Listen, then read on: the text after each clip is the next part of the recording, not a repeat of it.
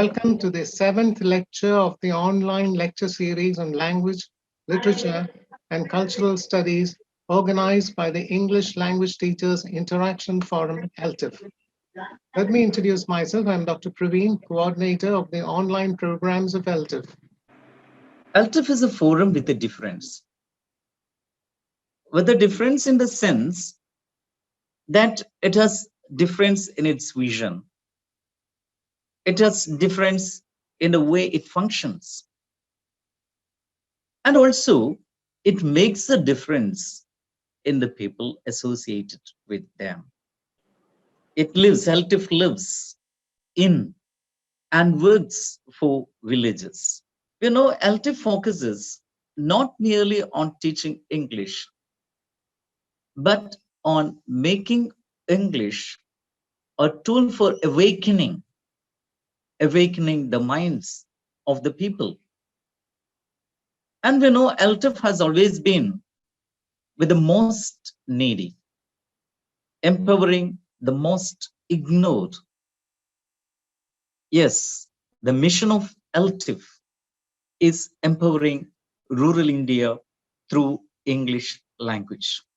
Now may I request Dr. Karthika, she's a faculty of NIT Trichy, to formally welcome and introduce our speaker for the day, Professor Jayanthasri Balakrishnan. Professor Jayanthasri Balakrishnan is a former professor of English in PST College of Arts and Science, Coimbatore, with 35 years of teaching experience. She has 2 doctoral degrees, one in English from Central University, Pondicherry, and the other in Tamil, awarded by Bharatiyar University, Coimbatore. She has also got a master's degree in education. Her literary and academic interests are varied. She is an educationalist, short story writer, an eloquent speaker in English and Tamil, a literary critic, not a translator, and above all, a counselor. She is the compiler and editor of the English translation of the classic Kuruntogai, published by Central Institute of Classical Tamil, Chennai. She has published 3 short story collections in Tamil. She has produced more than 40 research papers in national and international seminars. She has won the Best Short Story Writer Award from the popular Tamil magazine Ananda Vikadam. Her talks titled Manathil Urudhi Ventu, telecast in a popular TV channel which has exceeded 300 episodes, has won her international repute. She anchors the popular talk show Aram Sevo. Dr. Balakrishnan has traveled extensively in Malaysia in 2016, addressing diverse audience of all ages. On invitation from the Indian High Commission Sri Lanka, she visited Jaffna in 2016 to deliver a lecture on the International Day of Non-Violence to a huge audience of various ethnicities. And during her travel in the war-torn parts of Sri Lanka for 20 days, she spoke to 5,000 school and university students, 3,000 war widows, and 10,000 war victims. She has visited Singapore and was twice an invitee for Business Tamil Conference of 2014 and 2017 held in Toronto, Canada. In March 2017, she visited Singapore and delivered the first Abdul Kalam Memorial Lecture. She has been an invitee for various programs in Kuwait, Sri Lanka, Scotland, and England. It was very difficult to trim her profile down to this much. I tried my best. But what I admired most in her is the following.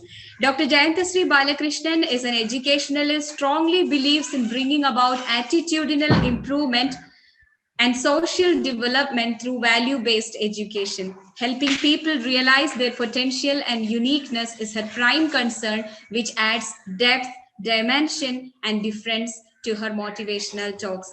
We are very glad to have you here, ma'am, and we are all listening to you. The platform is all yours. Thank you and welcome you for the program. Many thanks for extending this invitation. ELTIF, thank you ever so much. Thank you immensely. And my topic, as I have already given you, the art and science of translation, and no wonder I started in 3 languages. I started with a Vanakkam because I belong to Tamil Nadu, and Vanakkam is a greeting which does not have or does not attribute itself to any particular season of a day. And namaskaram also, it gives you a kind of a warmth, and it greets you not only for a day, for a week or a month. And namaskaram will hold good and valid whenever it is said to whomsoever it is uttered to. Coming back to your good morning or good afternoon or good evening, unfortunately, it's highly seasonal. Now, I have taken up this topic because I am into translation. And fortunately for me, my first doctoral degree was on translating Kuruntogai. And the person who introduced me, thank you ever so much. Kuruntogai happens to be a vintage classic of Tamil, which is easily 3,000 years old. And it has been translated into English by many people. And my assignment, my project for the first PhD was on translating Kuruntagai, very much like Matthew Arnold's on translating Homer. And fortunately for me, my guide was Dr. Marudanayagam, a double doctorate and a D.Litt also. Most of you would have known him. Right. And had it not been for him, I would not have pursued with my second doctoral degree in Tamil, because my mother tongue is Tamil. And the first language is, of course, Tamil. And when I started questioning the commentaries in Tamil on this vintage classic, which unfortunately most of the translators tried translating the commentaries rather than the original, people started asking me the question, do you think you are proficient and efficient enough to ask questions on the commentaries? So my guide, Dr. Marudanayagam, all he said is, you can silence people very easily if only you pursue with another doctoral degree in Tamil. And I enjoy. And the third part of it is, my husband, he has taken his doctoral degree in M.T. Vasudevan Nair, the Western impact on M.T. Vasudevan Nair's writing. So translation is our, it has almost become our middle name. And I thought I would rather give a kind of an introduction. It's going to be the tip of an iceberg. It's not even the tip of an iceberg. It's the tip of the tip, because within 60 minutes, I do not know how I'm going to contain. But whatever it is, I do not know about my audience either. So hopefully, I think I do not know what I gathered from the earlier communication. It's mentioned students, ENGG. I understand it should be engineering, or is it a short form for English? I do not know, but nonetheless, I'll try to make it as appealing as possible. But before I commence the talk as such, before I get into the topic, I just would like to remind you of something very beautiful about Pablo Picasso, the father of modern art. It is in 27th of April, 1937, a little town called Guernica was carpet bombed by the Nazi fighter flights. And the targets were random, and most of the civilians lost their life. Later on, when you read history, you understand that this bombing took place not because they wanted to completely destroy certain specific targets. It was just to create a kind of fear in the mind of people, fear in the mind of innocent people about war.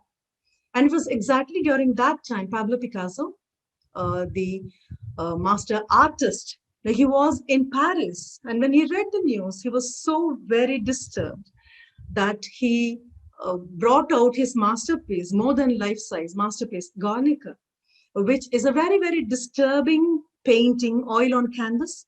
It was a very disturbing painting which depicts the anti-war feelings of the artist. And we understand there is a little story. I do not know whether it really took place, but I love to believe it. Fine. I understand that Pablo Picasso was busy with this beautiful painting, which depicts the wartime atrocities. And during that time, a few soldiers just walked into the studio and they looked at it. And it was a very, very disturbing sight. And they turned around and asked Picasso, did you do it? Picasso just turned around and looked into their eyes and asked. He just replied, no, you did it.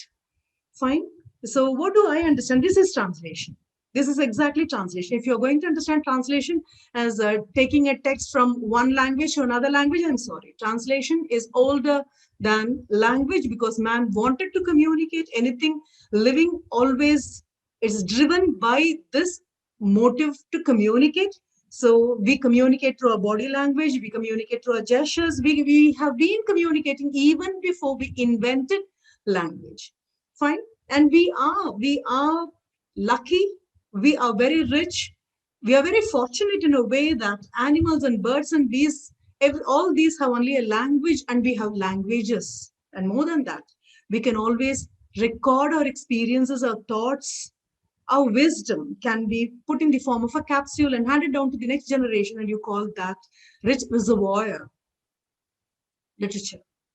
Now, this particular story tells you, Picasso went on to describe the meaning of a beautiful painting comes out only through the eyes of the person who looks at it. So as long as the person does not express what he feels on seeing a particular painting, none of us would ever understand or try fathoming what could have been the deep emotion that operates behind this particular experience. Now coming back to my topic.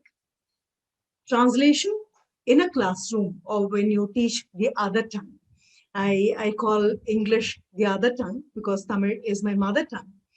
Even then, that is yet another story. It talks about why we need the other tongue and why there has to be translation. It talks about how on a one hot afternoon, a mother cat and its little one, the kitten, they went out for a walk. For no reason, I know. They went out for a walk and from nowhere came a dog, and the dog started chasing the mama cat and the little one. These two ran and ran and ran. And you know pretty well, a dog wouldn't just chase, it will continue to bark. And it barked and it started chasing. And these two ran and ran and ran. At one point of time, the mama cat could not just continue the running. She stood her ground, she turned around. The little kitten was so confused, it was really scared. The mama cat turned around, looked into the eyes of the dog and said, bow bow. It was now the dog that got confused because it expected a cat to say meow, but the cat said bow bow. Now the dog ran away. The little kitten looked at his mother and the mother looked at the little one and said, now you understand the use of a second language, right? So if a cat can understand the language of a dog and save itself, the other tongue becomes imperative. But how do we make use of translation in the classes when you have the mother tongue and the other tongue? But before I go on to the other tongue, that is English, unfortunately, English they have been calling all the regional languages in India vernacular. Even I did the same thing, unfortunately. Vernacular medium of education, English medium of education, vernacular journals. Now, what happened when I took my first doctoral degree? The first thing I got corrected, my guide corrected this particular usage. He said, you would not use it anymore.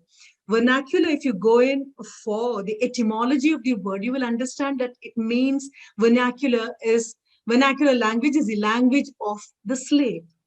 We aren't slaves to anybody. English was vernacular to Greek and Latin. So we would rather call it the regional language. And as you were introducing the role of LTIF, fine, it is to empower people, it is to enlighten people. If that is the motive of LTIF, I would rather say, fine, when I introduce myself, I say, I'm not an English professor, I'm a professor of English, I'm an Indian professor. So I'm better than an Englishman because we have got other languages in India. Fine. The Englishmen just gave us another perspective towards life. That's all. Even before the arrival, we have had enough and more of literature, ancient literature, vintage classics. But English, as it happens to be a window language, it's better the children, be it village or semi-rural or urban, whomsoever it may be. Let them get the hang of the language so that they know how to operate, how to function with this language, and they will not be tongue-tied when they find themselves in places where this is the only language that is spoken. Now, translation came into being. Maybe when you go to Bible, you will talk about the Tower of Babel. Fine, it's the curse of Babel. Thanks a lot. Had it not been for the curse of Babel, a translator would not have found its place anyway. There would have been just one language and there would not have been any need for translation. But coming back, translation is used in the classes. But when you talk about the evolution of translation, it has been an art, it has been a science, time immemorial. Two things decided why translation has to be used. One is for political reasons. People needed translation, and for religious reasons, people needed translation. So for non-secular reasons and for political reasons, people did get the help of translation. If a king wanted his subjects to know what he has in his mind or his methods of governance, the subjects, the conquered subjects, people who do not know his tongue, they may have to understand what he wants to tell them, and translation was brought to be. And secular texts, when the religious texts have to be given to the people, fine, again, translation came into being. But the secular text and the non-secular text, the religious text, always had a problem because a translator tends to become an interpreter. He or she becomes an advocate. He or she becomes an adjudicator, a commentator, and most of the religious texts do not give this permission to a translator. So you have to stay away from playing any of these roles without your knowledge. But why do I call it a science? Why do I call it an art? I call it a science because science has theories. Science makes use of tools to prove and disprove the theories.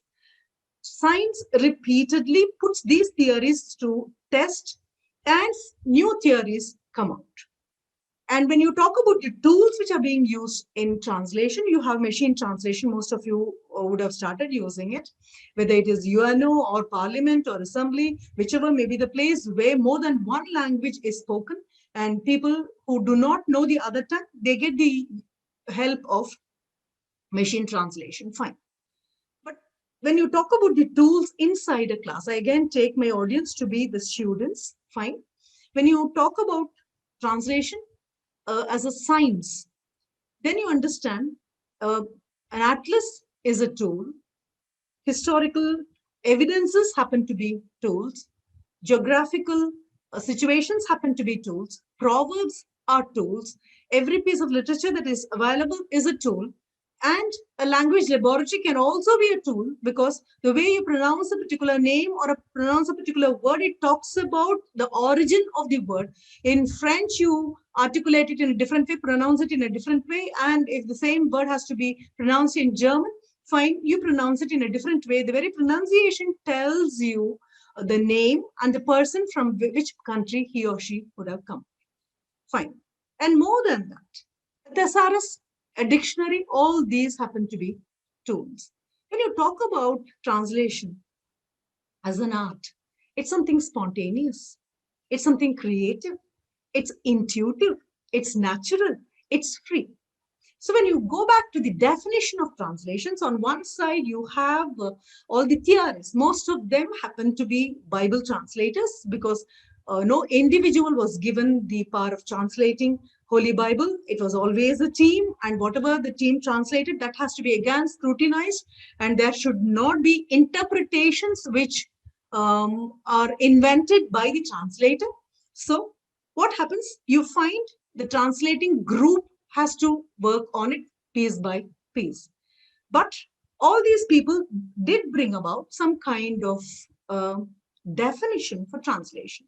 So the original was called source language text, and the language into which the text got translated, that was called the target language. So when you talk, Catford, when he defined translation, he said it is the transference of the textual material from source language into the target language. Catherine Barnett, she again talked about something totally different. Catherine Barnett, she said it is not just uprooting the textual material from one place and again allowing it, replanting it in another place. It is retelling as naturally as possible as you find it in the original. So it is not just replacement of textual material, like Catford put. You find Catherine Barnwell saying it is retelling. When we go to Eugene Nida, again, a theorist. Now he goes on to say it is just not the textual material that has to be taken from one place to another place, from one language to another language. He rather calls the target language receptor language. A more refined term is now used. It's not target language, it's not target audience, it's receptor language, where he talks about the equivalent, trying to find out an equivalent for the word which is used in the original. Fine. On the other hand, when you come to creative writers who have always been against translation, we start with, I understand some of you would have gone through British history, that is the literary history of English, where you come upon the Augustan age to start with, because they had a very, very clear idea. So when you talk about the king, you call it the Augustan age, fine. Or you call it the age of prose, you call it the age of periodicals, right? You call it the age of neoclassical time, fine. When you come to Dryden, now he was very, very clear. He said, unfortunately, there is no perfect translation. There is no complete translation. There are only good, satisfactory attempts made. You know, when a theorist looks at a text, he looks at it from an entirely different point of view. He has all the tools available. He has the geography, the history, everything about a place and everything about a particular text which has come out of that place. And he makes use of all the tools, he looks at it from a scientific perspective. On the other hand, you come to a creative writer like Dryden. He says it's unfortunate that it is being treated this way. Literature cannot be translated completely. Only good attempts can be made. And a good translator is one who continues to translate again and again until he feels he has captured the very spirit of the original work. Now, I'm reminded of a Zen painter. No, he who taught all his disciples beautiful ways of painting every little scenery of nature. But when he had to paint, he kept on painting just a blade of grass. And one of his students asked him day in and day out, this is the only painting you make. And why? What could be the reason? And his answer was, I'm yet to perfect it. I'm yet to bring out the proper imitation of a real blade of grass, which I happen to see there in nature. So this is a predicament of a translator. If he is more of an artist, like a poet, like a creative writer, he can never be satisfied with his rendering. I put it this way. I don't call it translation, with his rendering or his version, because it keeps on challenging especially when you try translating poetry. What is left behind is poesy. You may take one word from the source language, transport it to the receptor language. But while this transportation successfully gets completed, what is left behind or what gets etherized and what vanishes there in thin air happens to be the poetic spirit, poesy. So Dryden said, I can comfortably divide or classify translation under three headings. First one, he said, is metaphrase. And he also very sarcastically, he puts it, turning the author word for word or word by word. It almost becomes a kind of a literal translation, or it almost becomes a kind of dissecting the creation and the writer. And we personally feel when a poet is subjected to this kind of a torture, he would rather be turning in his grave, because you try to pick up every little word, get its equivalent from a thesaurus and transport it to the receptor language. So the first one is metaphrase. The second one, the middle part, happens to be paraphrase. Now I quote Dryden. Paraphrase. Paraphrase is more a Ciceronian way of translation, which means sense-based translation. It is not just uprooting every word and try to extract its meaning. You go in for a phrase, you go in for the context, you add other things which contribute to the meaning, which add to the layers of meaning that get submerged in this little word. So it is sense-based translation, which he calls the golden median, the golden middle path, where you can be closer to the original, be loyal to the original, and you can also be communicative to the receptor language. For example, if I have to transfer Homer, I do not know how the audience who listen to Homer, they would not have read Homer, I guess, who listened to Homer would have understood, appreciated, and received him. All I do in 2021 is to guess about the reaction of that particular listening audience, not even reading audience, I call them listening audience. If that is true, to whom should I be a contemporary? Am I to be a contemporary to the audience of Homer, who are no longer available anyway, whom I do not know how they were, how they reacted to it? Or am I to be a contemporary to the people to whom I take Homer? So my translation of Homer should not become a text kept in the library, dusted again and again.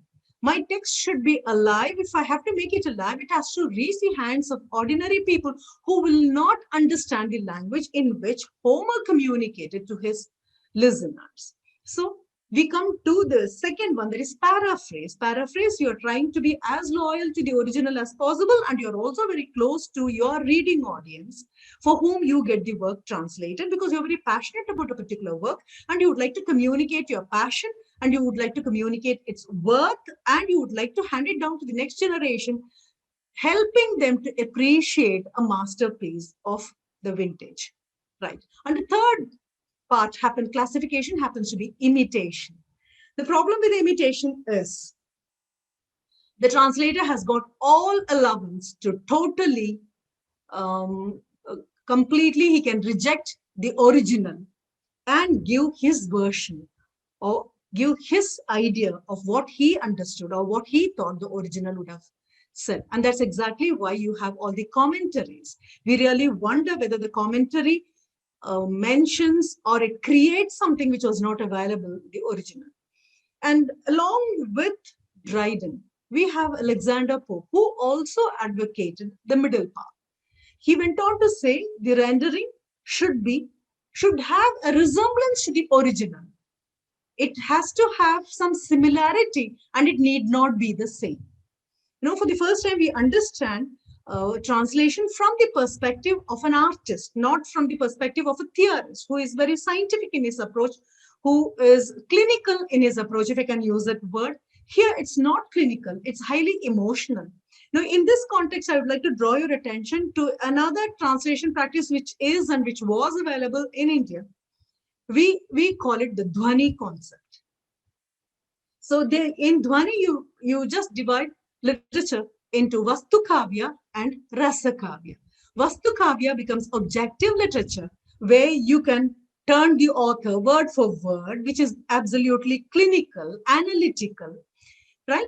On the other hand, you have the Rasa Kavya. The Rasa is an emotion and you cannot completely contain it in a single word, as you do not have an equivalent for a word or the emotion it communicates or the feeling it addresses. You do not have an equivalent for the same word in the same language, leave alone borrowing from another language. So coming back again to Alexander Pope, he also held the same view that translation is possible. Even the best of the best translator can only try to bring in as much as he can, though the flavor of the soil in which this piece of literature was born cannot be completely transported to another language. No, you have the cultural untranslatability. Right.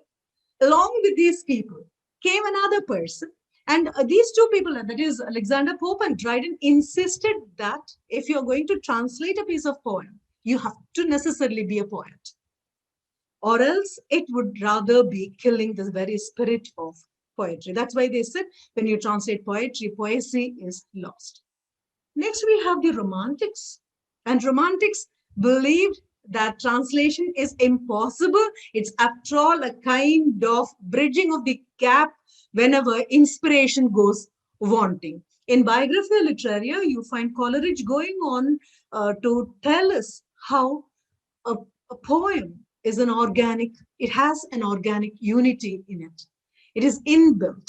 The serpentine movement of words. That is how the first word spills its meaning to the second one, and the second in turn to the third, and the third in turn to the fourth. As a result of which, there is a serpentine movement of meaning from one word to the other.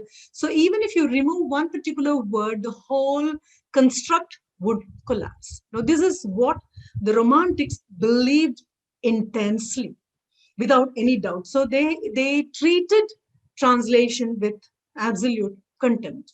When you come to Shelley, he said, okay, you can translate, but it is not just a text.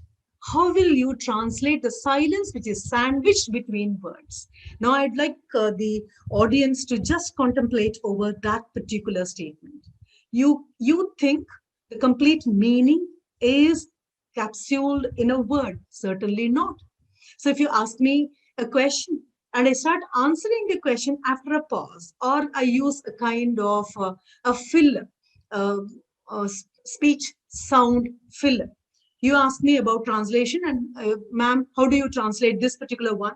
And I do not immediately give an answer. I make use of human speech sound as a filler. I say, yeah, I get your question. So what happens is I have already started answering your question with this non-lexical filler, human speech sound filler, which cannot get translated. It just means that I have started thinking about your question and I'm gathering my words to give you an appropriate answer. The question which Shelley asked was, how will you translate the silence which gets sandwiched between words? How will you translate the text within the text, the pretext, the context, the subtext? Text doesn't mean just a word. Text doesn't mean just group of words arranged in a particular way to give a particular meaning. There is so much into it. And imagination, it cannot be translated. And he said no to translation. When you come to Victorian age, of course, we have Matthew Arnold. I should be extremely thankful to him because I borrowed, as he said, on translating Homer. And it's a beautiful article where he goes on to talk about the problems he came upon because Homer is so archaic. Homer's language is so high, is so sublime. And if he's going to translate Homer as Homer should be translated, he says, I'm sorry, there will not be any reader at all. So I had problems while translating Homer. And Matthew Arnold, in this context, he goes on to say, I think I should be contemporary to my people. I should go in with a language which is understood by my people. So I have translated Homer in such a way that had he been alive during my time, he would have written only this way in my tongue, trying to be as close as possible to the original, right? So we have on one hand the theorists who talk about the various ways of translating. On the other hand, you also have writer, translators, creators. Dryden did try his hand with translation. Pope translated. Matthew Arnold translated. All these people who did try translation because they themselves were creators and they so much wanted to transport a beautiful masterpiece from another tongue to their tongue. They had lots of problems here. When we talk about bringing a text from one language to another language, there are two things which are taken into consideration by a translator. One is domesticating a text. The other one is alienating a text. Now, these two happen because of the cultural untranslatability. For example, just as an assignment, if only you give the members of LTIF the translation assignment of the Proverbs, which are as old as mountains, which you cannot just uproot a proverb from the place where it was born. And Proverbs do not have an author. They have collective authorship. We do not know who created a particular proverb, but they are so appropriate. They are so accurate. They are just words of wisdom packed in, again, if I can use, in such a brief manner. So synoptic they are. If you try to translate them into English, take them from Kerala, transport them to another language, which is totally different, then you will understand the climate which you have here in this particular, the geographical condition, the weather, the climate, the flora, the fauna, which are available only in God's own country, cannot be uplifted, and you cannot transfer it to another place where you do not find anything of these. Now, we tried it. I tried it in my classroom for the workshop. It is just not translation theory. It's also practice. You understand that there are areas where you have to domesticate a text. The text has to be made suitable for the reading audience of the receptor language. Or if you're going to transport a piece of work to an alien tongue, you have to necessarily take into consideration alienating a text. I can give you an example. In the vintage classic of Agam literature of Tamil, in which I think in the complete anthology, you find Kurundagai also a part. You have the word Kallu. Kallu, of course, I think any Keralite will know Kallu. Kallu is not alcohol. Kallu is not alcohol. So in vintage classic, that is in Agananuru, this particular word comes. It talks about the bite of a cobra and how the venom, how quick the venom is to kill the person. And this particular thing is being compared to the intoxication anybody gets after having a sip of kallu. It just says, Papu kadupanna thopu kal. You have the word thopu. Papu refers to pambu. Papu kadupu happens to be the pain that comes with the bite of a cobra. Thopu kal. The kallu has that kind of an intoxication. But when it gets translated, when you take it to a Western reading audience who would not have had this kind of an experience, right? What happens is the translator has to be very, very careful. But unfortunately, if the translator chooses another word, not toddy, but if he makes use of the word like alcohol, the total cultural backdrop, it completely collapses. So what I try to tell you is, you have to be very, very careful. It's not just the tools which you have as the scientific support you have. You should be both sensitive and sensible to the cultural untranslatability of certain things, including the seemingly innocent looking ordinary proverb which you stumble upon day in and day out. That is a kind of an assignment. Just collect proverbs. Unfortunately, proverbs happen to, they are in the endangered club of literature. Nobody now uses any proverb. The proverb which has a collective authorship of the society, as I told you, is as old as a mountain. Give this assignment, and then you will understand what we mean by equivalent and equivalence.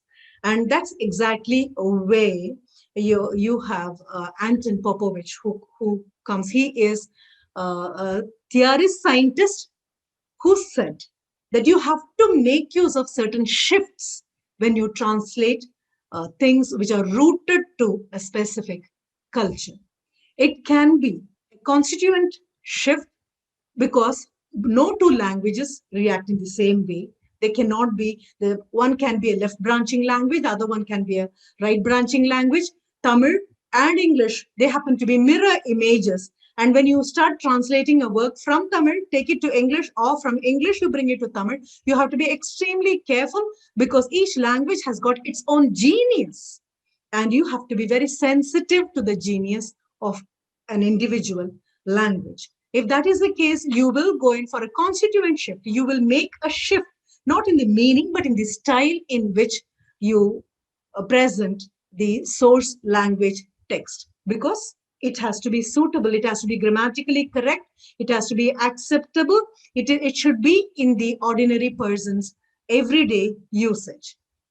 Then you move on to generic shift. When you go for a generic shift, we all know, when I talk about generic shift, Shakespeare's plays where there was a generic shift. Charles Lamb, what did he do? Instead of leaving them with the genre of drama, he brought them to retold tales from Shakespeare. He had the target audience fixed in his mind. He knew, so the vocabulary has been selected because of that. The tone is selected. The texture of the language is selected. All these, a translator has to be very, very careful. You may ask me the question, do you mean a retold story to be a translation? Yes, of course. An abridgment is a translation. An adaptation is a translation. Retold stories are translations. Paraphrase is a translation, if I can again quote Dryden. So what happens? That can be a generic shift. The sense that from one genre, it can go to another one. And that's why I started with Guernica. Fine. It was from the verbal medium to visual medium. Or whatever the soldier asked, he said, I didn't do it, you did it. So whatever was the emotion he felt in an abstract way, he could just bring them forth on the canvas in the form of an oil painting, and from one medium to another medium, from something abstract to something concrete, something visible, something tangible, something that could be understood, something which appeals to the sensitivity of an individual when you talk about war. So there is a generic shift.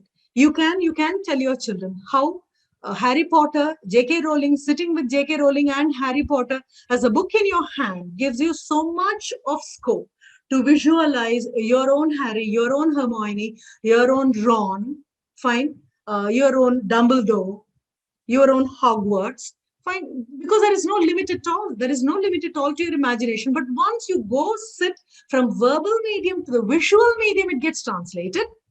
There is so much of scientific process that goes. Whatever could be read in a book cannot just be presented to the viewing audience. So when it becomes viewing audience, certain things will have to be included, certain things will have to be eliminated so that it contains the concentration, attention of the viewing audience for a longer period of time. If it happens to be adult audience, then your choice is different. If it happens to be young adults, your choice is different. If it happens to be children, your choice is something different. That's exactly why when a movie is created, you have the statement there, it is meant for 16 plus or 18 plus or 7 plus, specifically because many things come into making of a movie from a verbal medium to visual medium. You can even have Narnia in your hand, any fairy tale, and how the fairy tale gets to the visual medium, what changes take place in it.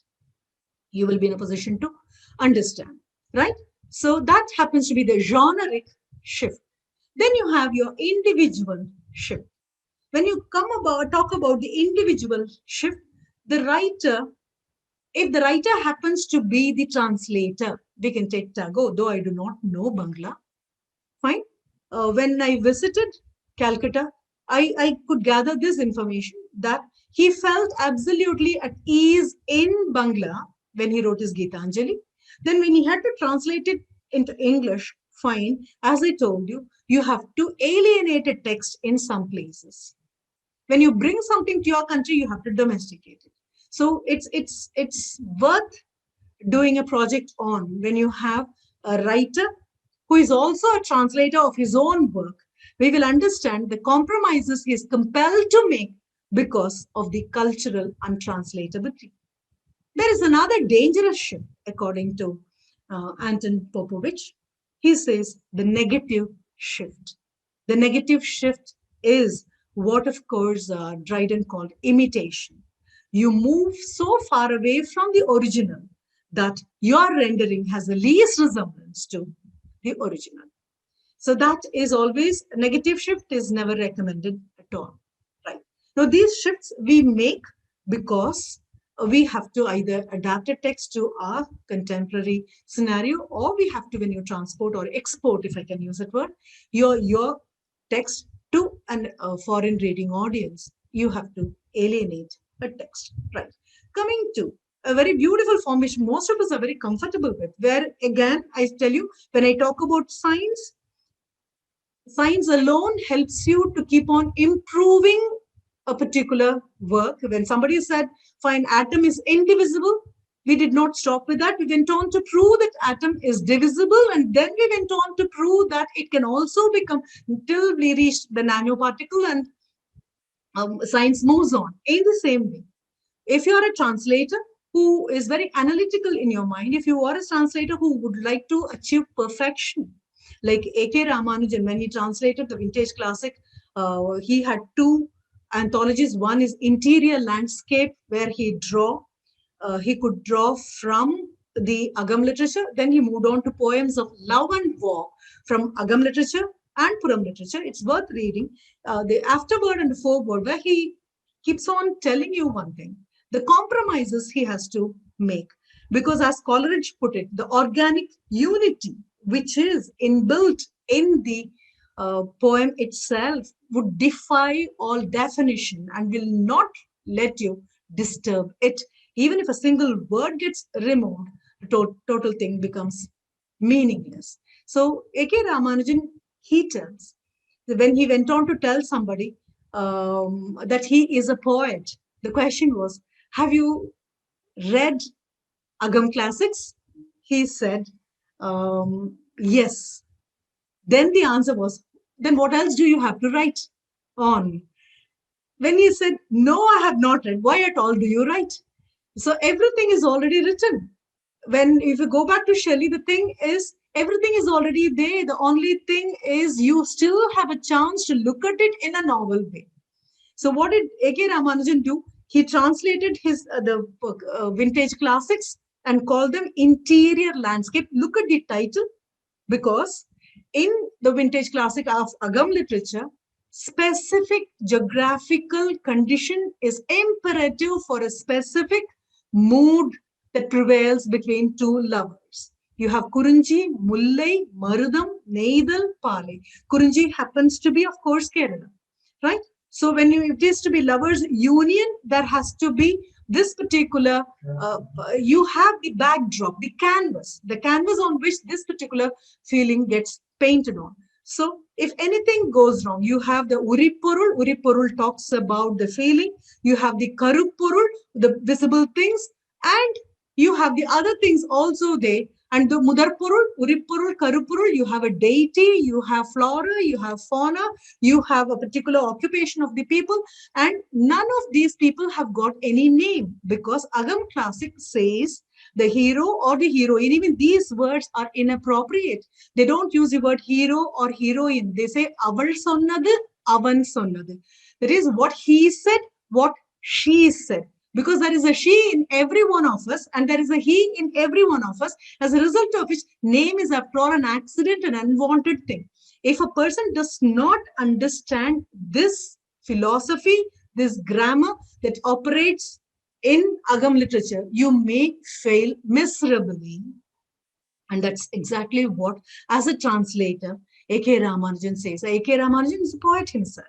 And when he translated, he said it was such a huge responsibility. And when you compare two poems that have been translated by him, you find the same poem in Anthology 1, that is Interior Landscape, and in the second one, Poems of Love and War, you will find there is a difference in the way the lines have been arranged, the words have been arranged.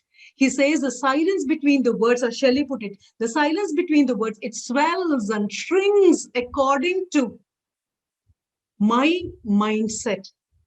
First time I read it, it tells me something else. Second time I read it, it tells me something totally different from what I understood in the first way. So what happens? I have to translate one of my interpretations, and that cannot be the only interpretation. That is the challenge the original gives. So with all the tools you have in your hand, administer the same thing, the same proverb or the same poem written in Malayalam, give it to the students, ask them to translate it, make it as simple as possible, ask them to translate it, ask the same poem to be translated by the same bunch of students the next day.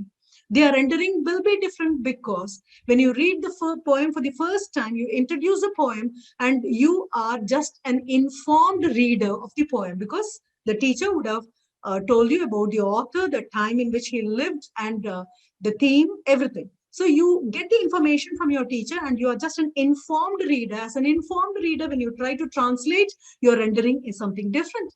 After a month, go to the same poem and you now read the poem, you will understand that you have new understanding of the poem. I can again use the same thing.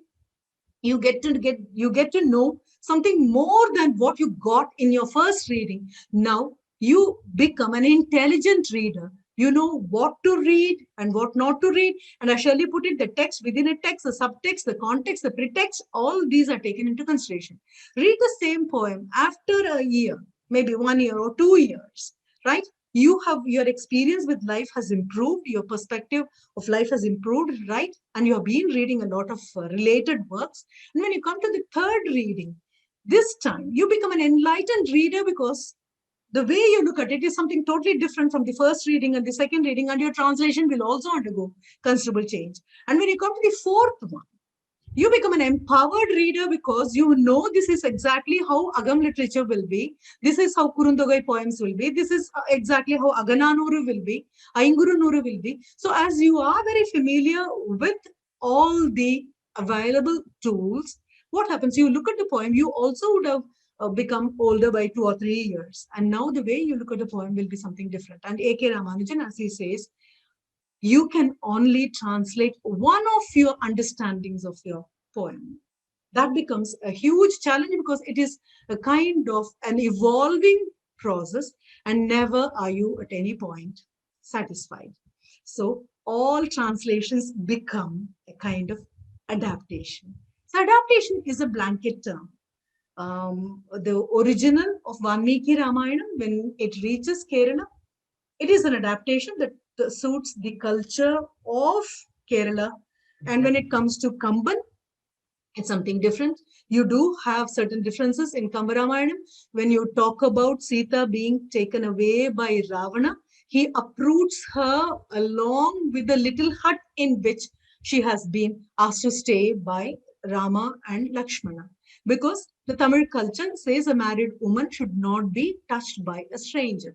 So what happens? You find Kamban domesticating the text to suit the sensitivity and sensibility of his reading audience, not the audience whom the original had. So what happens? He goes on to say how Ravana totally uprooted the little hut in which Sita was and took her along. That is, no, this is what you call domesticating a text, because this always. So when you talk about Ramayana, fine, this happens to be an adaptation. When you come to Bharatya, you all know of his masterpieces. You have Panchali Sabadam, which talks about the vow which Draupadi takes when after she being disrobed in the royal court. Now what happens? He has not taken anything other than this particular part of Mahabharata. No, because the time in which he lived, no, he could correlate the situation.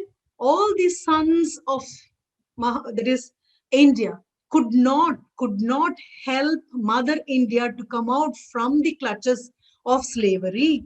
So he wanted to infuse patriotism through his Panchali Sabadam. He was talking about the empowerment of women. So what did he do? He just took that part alone. And his Panchali Sabadam, though it is a part of Mahabharata, it is Bharatiya's Panchali Sabadam, and it is an adaptation because he had a very, very specific objective. I can bring another example, Tennyson's Ulysses. If you were a student of literature, I think you could not have missed Ulysses of Tennyson. It is again Tennyson's Ulysses because Tennyson had the objective of making the Victorian spirit audible through the speech of his Ulysses. It is not the real Ulysses. It is not the original Ulysses. His Ulysses is Tennyson's Ulysses. And as you go through, you will understand the social history of England and the history of English literature. All these get into creating the Ulysses who is essentially that he belongs to Tennyson and he belongs to only Victorian era. Another example I can give for adaptation, all these are translations. Thanks a lot to various languages we have, and thanks a lot to the passion with which we go on for translating things. The example which I would like to give is the raw material may be the same. The raw material in the sense that Plato's history, chronicle, the history of kings when it got translated into English, it's not Plato, I'm sorry, Plutarch. Plutarch's work, which got translated by North into English, that was the raw material to know about the kings and queens of Roman history or Greek history. Fine, why? The history of Egypt also. Now, what do we have? The person who used this raw material, North's translation of Plutarch's Lives, if I can get you the title of the book, Lives. Shakespeare, what did he do? He pulled out from that the raw material, he took the raw material and he domesticated the text. He made use of the raw material in such a way that his Cleopatra is Elizabethan Cleopatra and certainly not the original historic Cleopatra.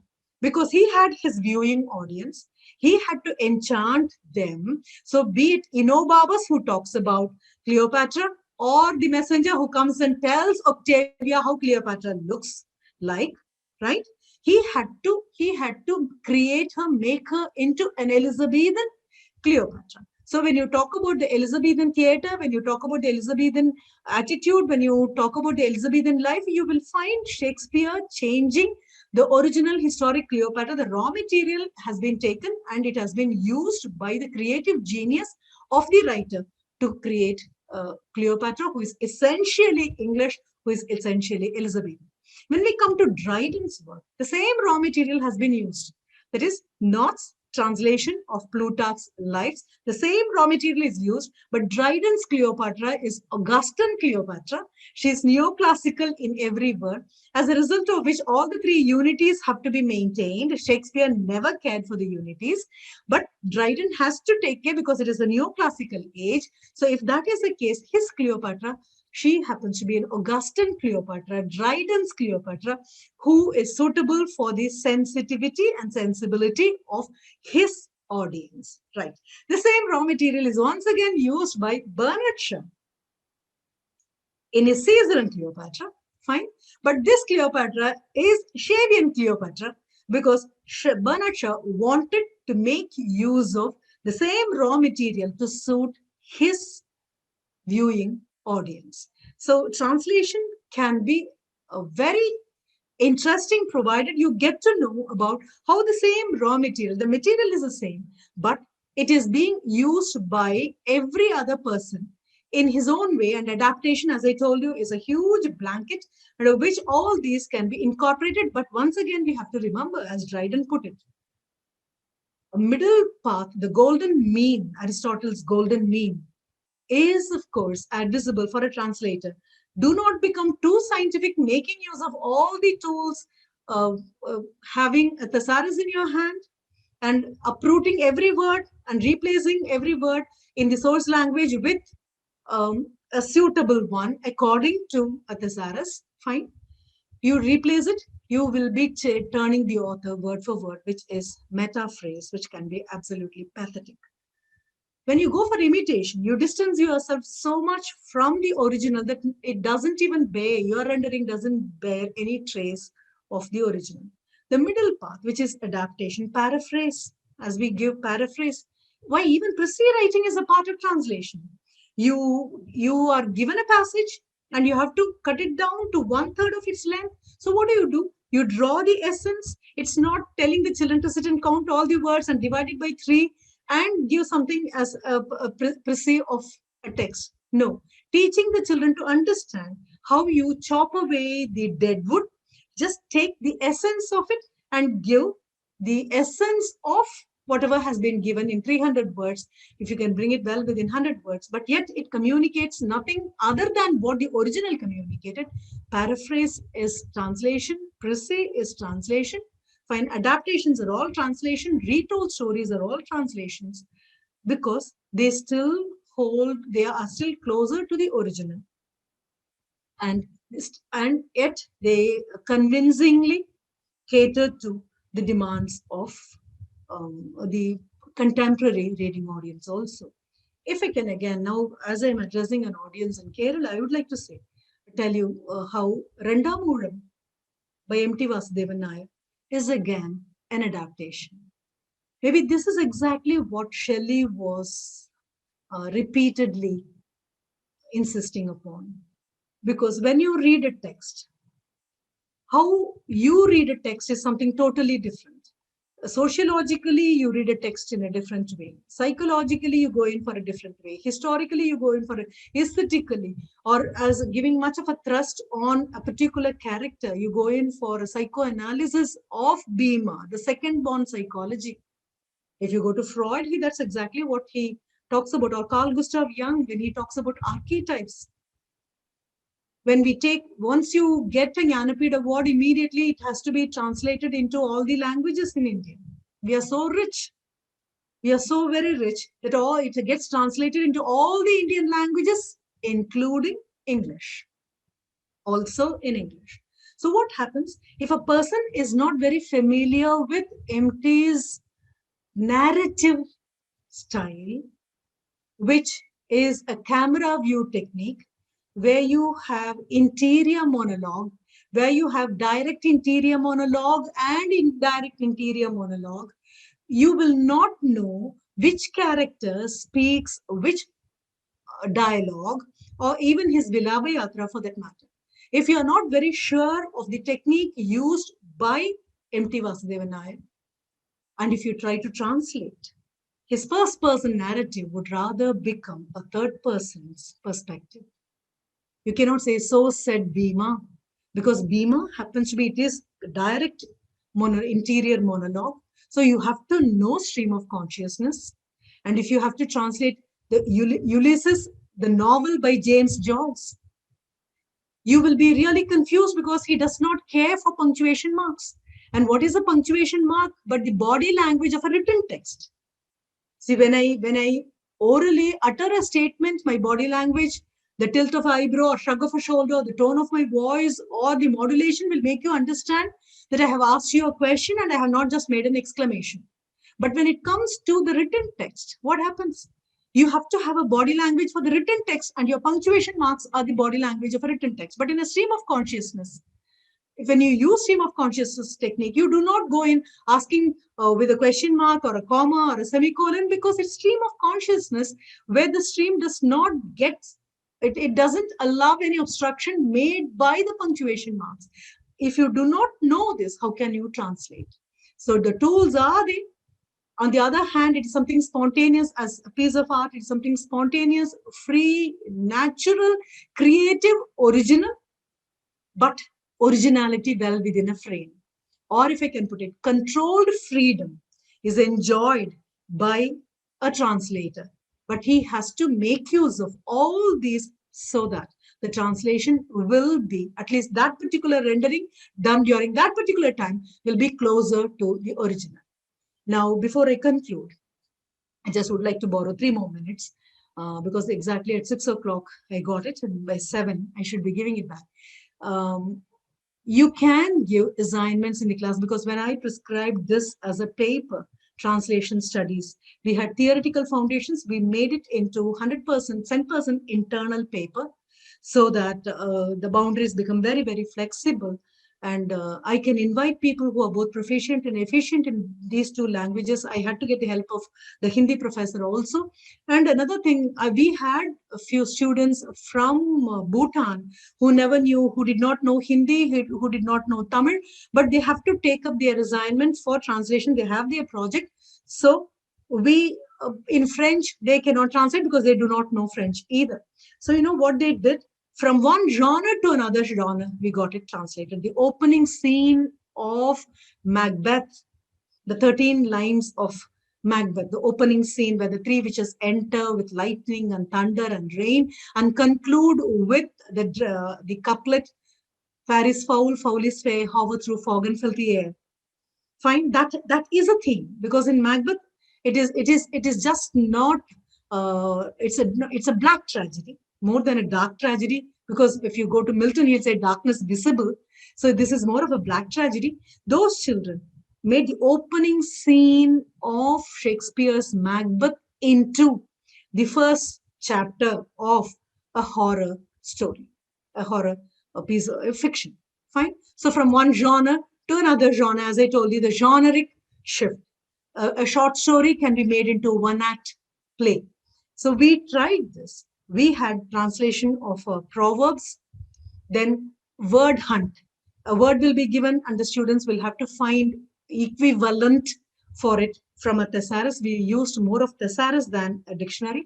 But for everything, then we translated the titles of various poems, including Stopping by Woods on a Snowy Evening, or Road Not Taken. Most of us mistake the poem when we read or when we teach. It's about the road taken by the poet. No, the poem gives much of a trust on the road not taken, a road which is taken by everybody else, but it is not taken by the poet. So if that is the case, how will you translate the title? Because it is so convincingly communicative.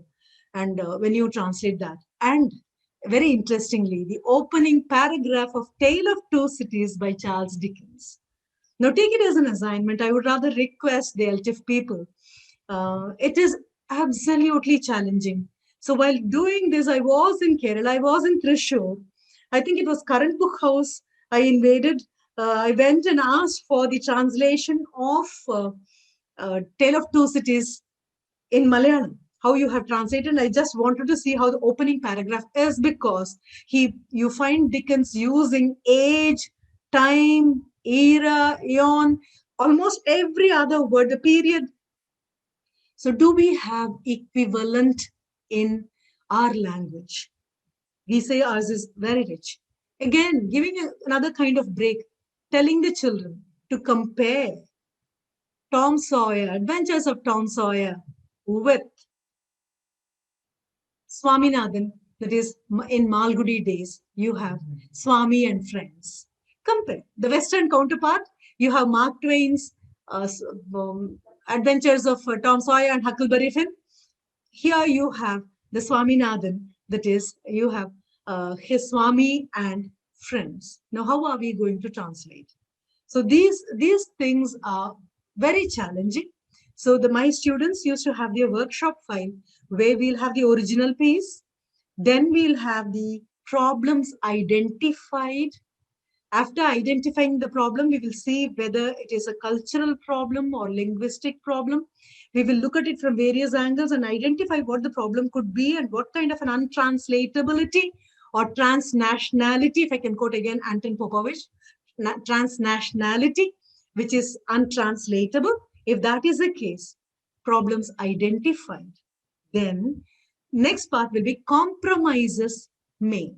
What kind of a compromise? We understood that it is not equivalent hunting. It's looking for equivalence. Fine.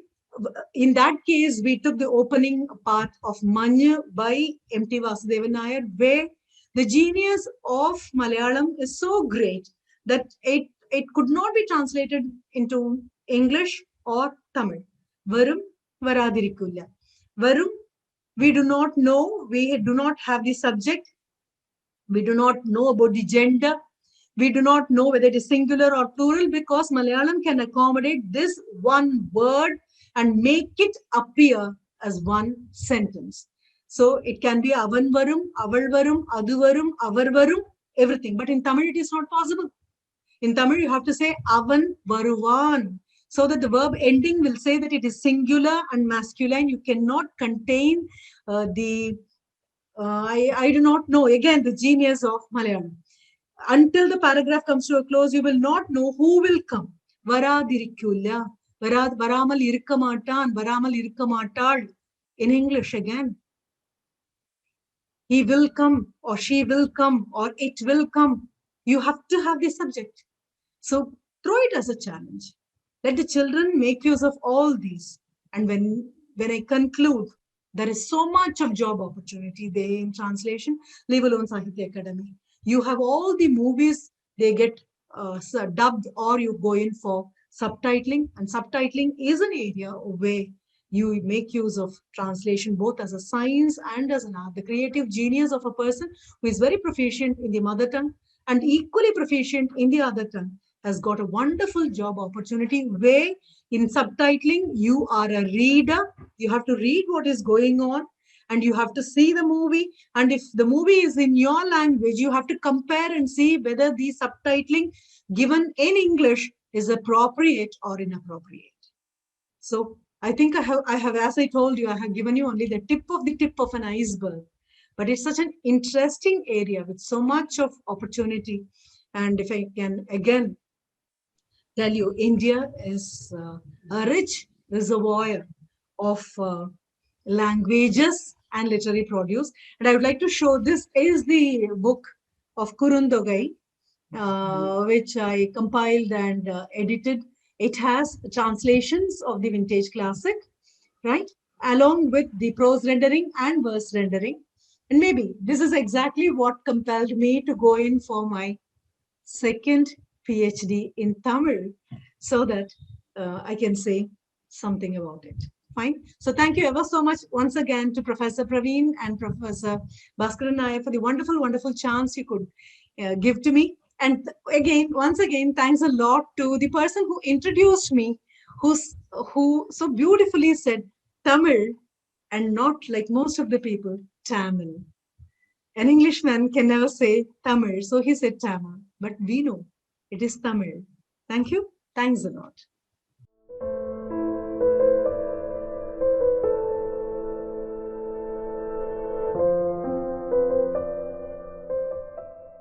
Well, thank you so much, madam. We will have a Q&A session right now. Translation of Victorian literature in Tamil. Will it affect the domestic life of the age? If so, how to overcome? Ma'am, I would rather say we do not know how the Victorian audience, reading audience, reacted to the original. Fine. So when Charles Dickens' Tale of Two Cities, the opening part was given, when my students started translating, there was one child who was very, very much influenced by biblical Tamil.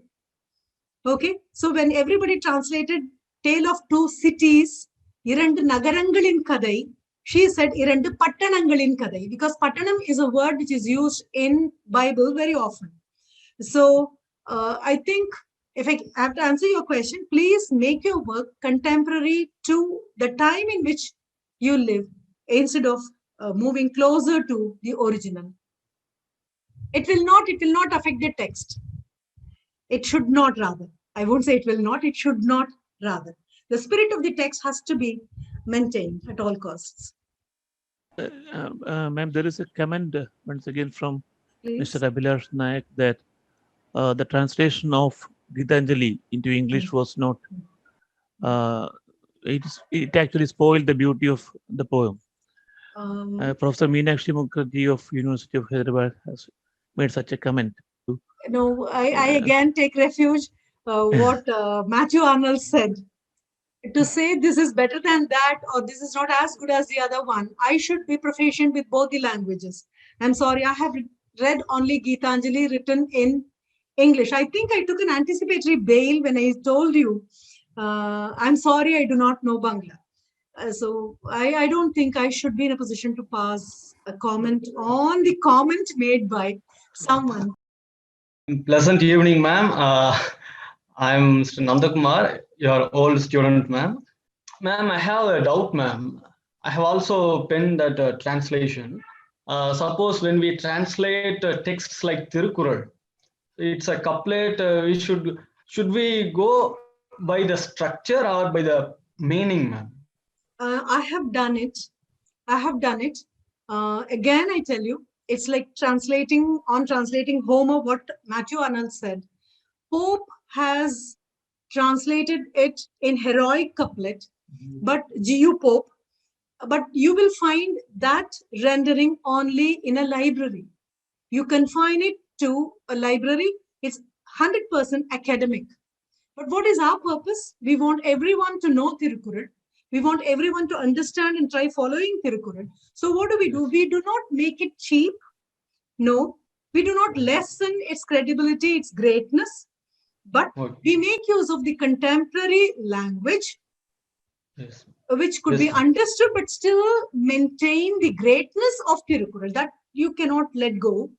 If your target audience decide your vocabulary, your target audience decide your style. Okay. After all, again, that's exactly why I told you when Tales from Shakespeare, Charles Lamb did it. He never had you or me in his mind as his audience. He had little children. He wanted Shakespeare to be taken. But that doesn't mean that he brought down the greatness of Shakespeare's plays. You find the romantic touch of Charles Lamb. It's so warm, so empathetic, and you enjoy his rendering also. So we will be loyal to the original, but let your target audience decide the style which you want to choose. This is an English language teaching forum. And in recent times, what we have seen is just to fulfill the objectives of the national curriculum framework, they identify themes, and the teachers who compile the textbook are told that you should incorporate some work that reflects the theme. So they take translations, translated works, works translated into English and incorporate it in the English reader. You're also a teacher of English. Do you think how do you think it affects? Do you think it really helps in any way? So I would rather ask you. I would rather put this suggestion. As I told you, we have writing in English.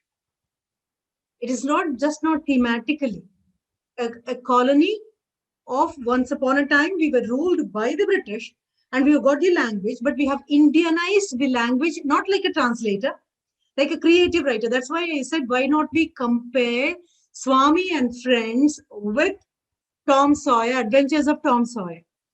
So if you have to thematically prescribe something, right, I would rather go not for a translation of a work, but if you have it in your native tongue or in your regional language, take it from the original. We have people writing in English, in good English, in beautiful English. And thematically, you can satisfy whatever criteria has been put by the government also. Thank you, madam, that our curriculum developers should take note of it. And I'm sure your presentation, when we put up on YouTube, is going to benefit whoever has missed the talk. And it's an in-depth analysis, and you have really explained the whole thing. Yes, Harry, sir, take over. Thank you formally on behalf of the LTIF team. So it was a kind of sweeping type of a presentation, ma'am. And also it was very much comprehensive, I must say, for a student of literature at the PG level. At least I think you have touched upon the whole history of translation from Shakespeare to the modern writer Frost. We usually say that poetry is something that is lost in translation, but we know that in this evening we have gained so many things in translation. We have already unlearned so many things, as we have remarked at the beginning of our session, before the beginning of our session in our in-house meeting. You were speaking about unlearning. We have so many misconceptions regarding translation.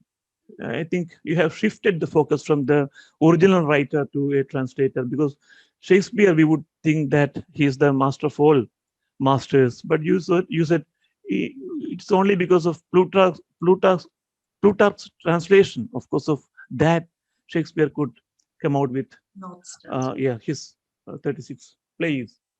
And of course, your translation, your PhD in Kuruntukai, of course, that is very much significant, because a professor of English doing a work in Tamil, not Tamil, in Tamil language and literature, you are interested. It's highly inspiring for we people, Malayalis, indigenous literature, of course, not vernacular. That also was a kind of eye-opening for we people, that kind of a reference, ma'am. British people were constructing some kind of a tradition by translating classics. So British people during the Renaissance period, I think Chapman's Homer, of course, you touched upon that, Matthew Arnold's comment on translating Homer.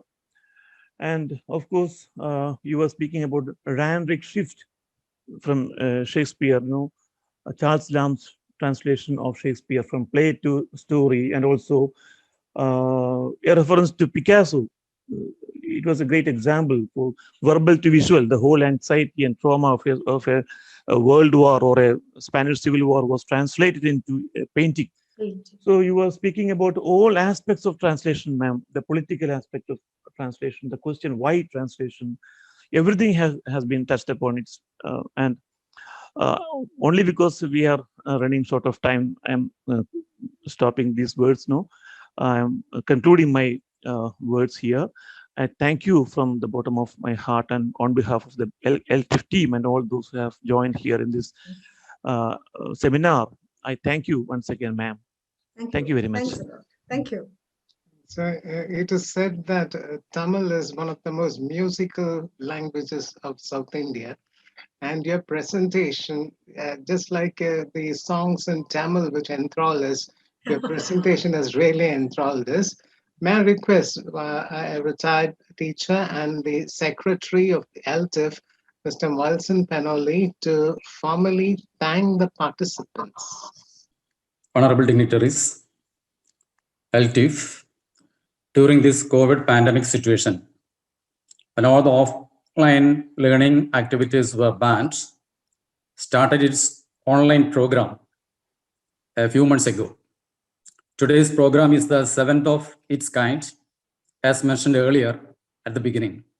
And this wonderful literary event is successfully going to conclude. At this very memorable moment, it's a great honor and privilege for me to propose a vote of thanks to all the dignitaries and participants of this program. Our guest speaker, Ms. Jayanthasri Balakrishnan. Madam, you shared your valuable time with us with your enlightening presentation, delivering an excellent, very informative speech on the subject, the art and science of translation, especially emphasizing on the need and importance and science of translation. Madam, on behalf of LTIF, I would like to extend a very sincere and heartfelt thanks to you for sharing us such a wonderful language experience. I would also like to express a hearty vote of thanks to Ms.